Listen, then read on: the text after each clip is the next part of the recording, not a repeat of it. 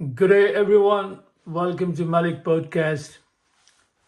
Please subscribe to Malik Podcast to educate, to enlighten, and to empower. Listen to motivational and empowering speakers and transform yourself from dreamer to doer, imaginary to visionary, panicker to planner, work to winner. Please subscribe now, Malik Podcast. Today we'll be discussing about learn quantity surveying and estimating residential houses. We need a software. Our old school method is to do the takeoff from hard copy drawings, but we'll be using the digital way. So this is an estimating software. The one I use is a PlanSwift. You can use any software, BuildSoft, Quest, SAP, PlanSwift, or any other software. It doesn't matter which software it is. So you have to, once you open the software, log into it, you have to create a project and import drawings. The drawings you will be importing will be architectural drawings and engineering drawings mainly. So today we'll be learning the basics quantity surveying. The first step is to make a bill of quantities, to do the takeoff from the drawings, a digital takeoff, which is very accurate. And once you do the digital takeoff, have the bill of quantities, then you can rate those quantities to get the estimate of any project. So the first drawing will give you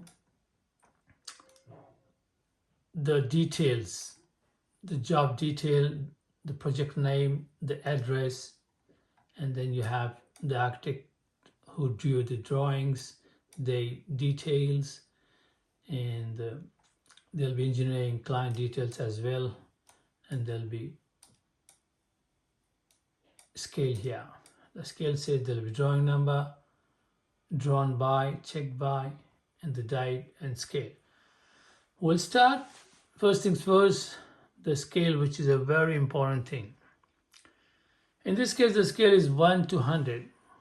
Now what does that mean, 1 to 100? That means 1 unit on drawing represents 100 unit on site, because we can't draw a big drawing. The site can be 1,000 square meters, more or less. But we want to bring that whole picture, the whole drawing on the whole site on the drawing, small drawing. So whether it is A1, A3, B1, or any drawing. So the scale is given. So 1 unit on the drawing is equal to 100 units on site. So if it is, say, for example, 1 centimeter on the drawing will be 100 centimeter, which will be 1 meter on site. So the next drawing will be your site plan. So the site plan will give you, by the way, you should dial before you dig, because there'll be underground services, all services like telephone cables, water, sewer, gas, all the services will be running underneath, so you need to dial before you dig to get the complete underground drawings of services. So the site plan will give you all the details of the site and its area, the finished floor level, and it will also give you the adjacent boundary lines and also the street names. As you can see, in this case it's Hermosa Drive. This side is vacant, and there can be any neighboring properties adjacent to this side. So it's called lot 1658. First they give lot number, and then the street postal number will be allotted once the job is completed, once the development is completed. So this one is the proposed residence ground floor, finished floor level 10.00. And the side details, this side it is 32 meters, and that's the angle, and this side it is 14 meters. So we'll first look at and these are the setbacks, by the way, 2110 millimeter. If there is no unit of measurement is given, then by default it will be millimeters. If it is meter, they'll give it meter like here, as they have given here 32.00 meter. But here they have given 2110 and no unit of measurement. That means it is millimeter by default. So that's the roof plan view, and this is the gutter, which is the perimeter of the roof. And then there'll be down pipes here, and they will go to the stormwater drain. So now the idea here is quantity surveying. First you need to understand which unit of measurement you are using. In Australia, in most of the Western countries, they use metric system. In UK, India, they use FPS system, which is foot pound system. Regardless any system you use, the procedure, the first principles of estimation remains still the same. So we'll talk here metric system. This is a ground floor plan, and the scale is 1 to 100. That's the date when it was drawn. That's the drawing number. If you have any issues, any discrepancy, any doubt in this drawing, you should ring the architects or engineers who have drawn this and give them reference number, drawing number, project number, and then they can get the discrepancy or any issues clarified. So as explained before, here in this case, the scale is 1 to 100. Now we want to first give it a scale to this drawing. Go to scales, set here 1 to 100. So now the scale is set. You have to counter check whether the scale is correct or not. Just click 2 points and see if they're showing the exact dimension. So yes, so the scale is correct to the point. You can do the vertical as well. Zoom in and out for the correct, accurate point. So that's looking good. So now the first step is, you can skip this dimension command. So they have, in the architecture drawing, they give all the dimensions. Let's first go through this drawing. What is this drawing saying? This is a ground floor plan. Plan means when you view a drawing from top to down, top to bottom, that's your aerial view, a bird view, that's plan. So this is how the house looks like. You have a garage. This is your main entry, living, study, ensuite, guest, and the finished floor level is 10 meters above sea level. Meals, family area, al fresco. So they have given finished floor level for each and every room and all areas. And for example, the finished floor level here is lower than the hall. Here is 10 meters and here is 9.85. So it's stepping down the garage. So this will be your perimeter boundary wall.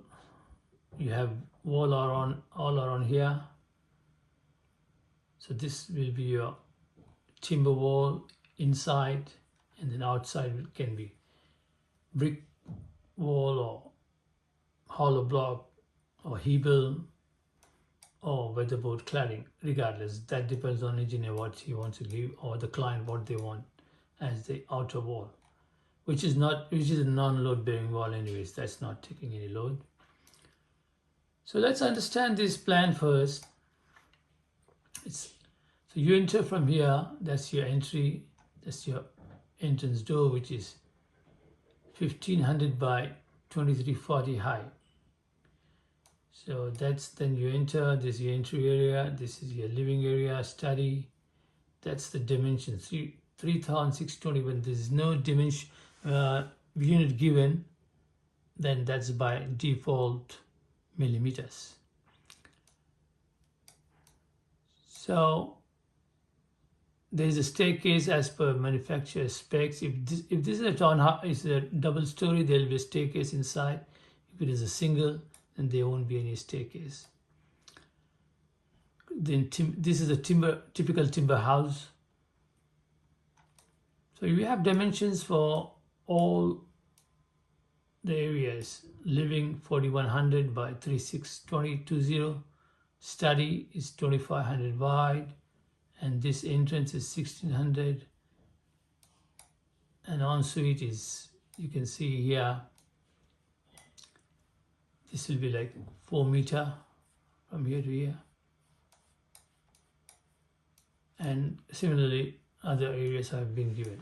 So first thing what we have to do here is take the area of this slab floor plan. That will be the total plinth area of this house. Click area, you can type slab area,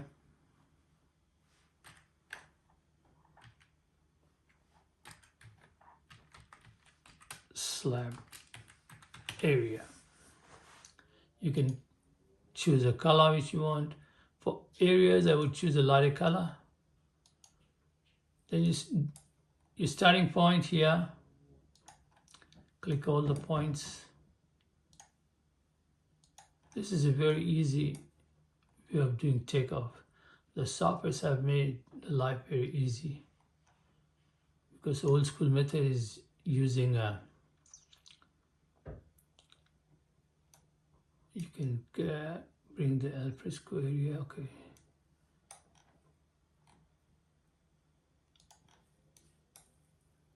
Look, the old school method was set of rulers, scales, hard copies, but this is software. So now you got an area is 215 square meters. You click anywhere inside this slab, you will get the area here, as you can see. So the area is here. Now you want to know the perimeter of the brick wall.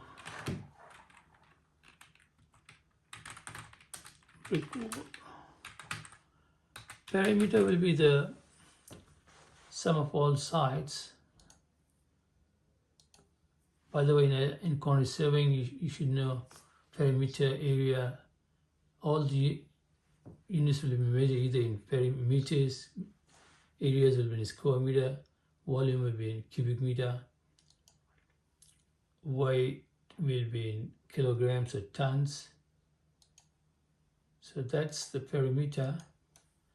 We are getting the perimeter of the wall here, external wall.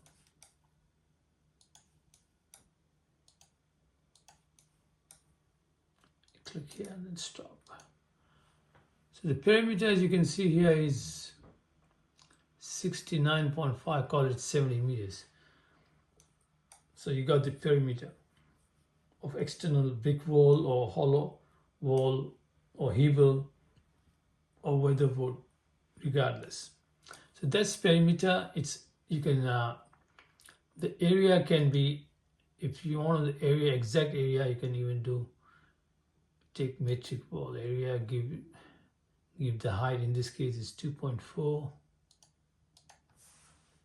meters one side. You click all the external points, double click to stop and restart. So basically this is giving you full area. Area is 167.7 square meters. If you give, if it is a high ceiling, then you can give the height 3 meters and the area will be calculated automatically. Because area of the wall with the perimeter times height. So now we want to calculate, we'll dim the slab area so that we can see what's inside the plan. And we'll dim the other items as well. Now we want the timber wall framing. This inside will be timber wall framing. There'll be inside internal timber wall all around perimeter. Then the timber wall is load bearing, by the way. The roof is sitting on this timber wall. And then the internal timber walls here. So this house is 2.4 meter high. So let's take the timber wall area. Timber wall area 2.4 and wall size 1. So we'll start from here again. That's double click to start and stop. We can do the deductions later because doors and windows you can deduct. That's for cladding and not for the timber wall though. And for inside, this is all it is. These are all your timber walls. And then the plasterboard will be sticking to these timber walls inside. Outside is brick or hebel or weatherboard. Inside is plaster. This is... So now we are calculating the total timber wall area. Internal and at the perimeter as well. Is there anything else left here? So we can, yeah, this one we can cover up this as well. Don't leave any wall because every millimeter means dollar or cent. So you don't want to leave anything. Make sure you have an eye to details. So are we leaving any timber wall area anywhere? No. It's all covered. So that's good. We can stop here. So we got the timber wall area. Okay, just click, click, click. The software has made life very easy. Very, very easy. So, but you should know which quantities and how you have to do the takeoff for them. So now we do the plasterboard. Plasterboard is mainly inside. First we'll do the internal, which is on the two sides. Plasterboard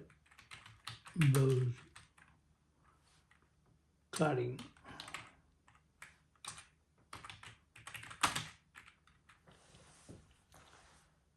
This is two sides, so you number of wall sides, click 2. So now we do plasterboard. By the way, we'll dim this area so that we don't get confused. So inside is double. Don't worry about the deduction of small openings because that will cover the wastage which may happen. So that's that. The deductions, that the wastage will take care of that. So we don't do deduction for plasterboard.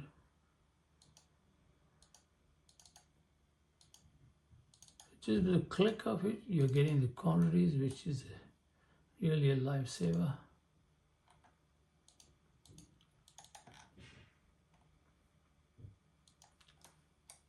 So now you know how to do the takeoff of these quantities, wall and plasterboard, timber wall. So that was all internal. Now we have to take the external ones. That's row. We can put it here as well, doesn't matter. Stop it. Now we can do the perimeter internal plasterboard, which is one side. Plasterboard and the perimeters. I'm just running this for your easy understanding, and this is for beginners. Learn quantity surveying for beginners. By the way, my name is Malik Ahmed and I'm a civil engineer. I'm a qualified quantity surveyor, estimator. I'm a builder. I'm a real estate agent, and I am also a community worker. My passion is to provide, to serve people, to give them some, to share benefits, to help them in whatever ways I can help them. So let's find out the internal. So this is garage. So internal for garage is here. Here actually we have done two sides, so we'll skip that. This is garage too, so you don't need plasterboard this side. A little here and here. Here. So all along the perimeter, you have internal plasterboard.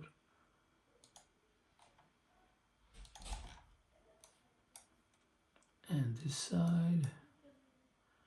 So now I think we are all covered for these items, which is slab area, brick wall, timber wall, plasterboard cladding.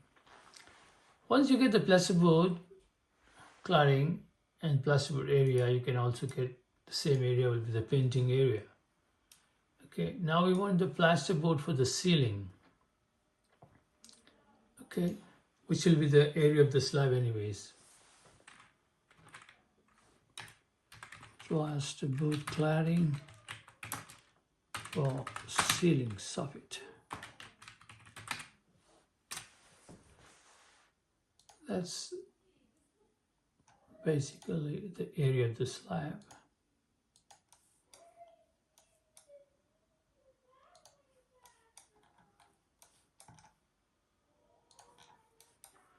So this is how you calculate the quantities, and you make a bill of quantities. And when you write this bill of quantities, that becomes estimate the cost. And you rate each item, you apply rate analysis.